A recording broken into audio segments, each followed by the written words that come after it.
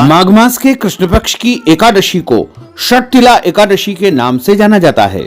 इस बार षटतिला एकादशी तिथि का प्रारंभ 13 जनवरी 2026 मंगलवार को दोपहर 3:17 पर हो जाएगा, जो कि 14 जनवरी 2026 बुधवार की शाम को 5:52 पर एकादशी तिथि समाप्त हो जाएगी। सूर्योदय व्यापिनी द्वादशी युक्त हरिवासर जो षटतिला एकादशी रहेगी वो 14 जनवरी 2026 बुधवार के दिन ही रहेगी। इसी दिन सभी भक्तजनों, माताओं, बहनों, वैष्णव जनों को एकादशी का व्रत करना चाहिए। षटतिला एकादशी का जो व्रत है इस बार मकर संक्रांति यानी खिचड़ी पर्व के साथ आ रहा है।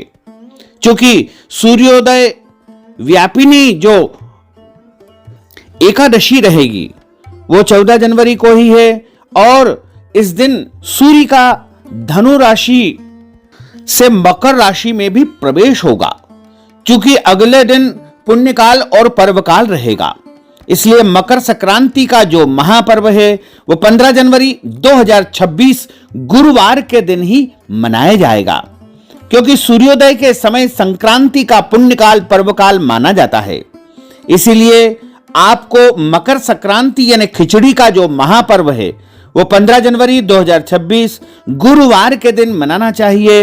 वहीं षटतिला एकादशी यानी 11 का जो व्रत है वो 14 जनवरी 2026 बुधवार के दिन करना है।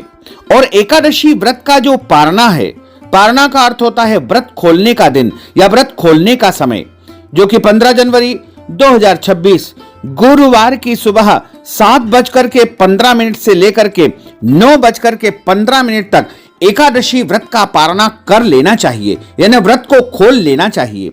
अगले दिन कोई और व्रत यदि आपको करना है, जैसे गुरुवार का व्रत है या फिर अन्य कोई भी व्रत है, तो आप फल, जल या फलाहारी वस्तु से एकादशी व्रत का पारणा कर सकते हैं।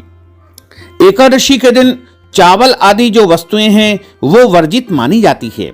इसलिए अगले दिन 15 जनवरी 2026 गुरुवार के दिन आप खिचड़ी का दान कर सकते हैं, चावल का दान कर सकते हैं, क्योंकि द्वादशी के दिन चावल का दान करना, खिचड़ी का दान करना वैसे ही शुभ माना गया है।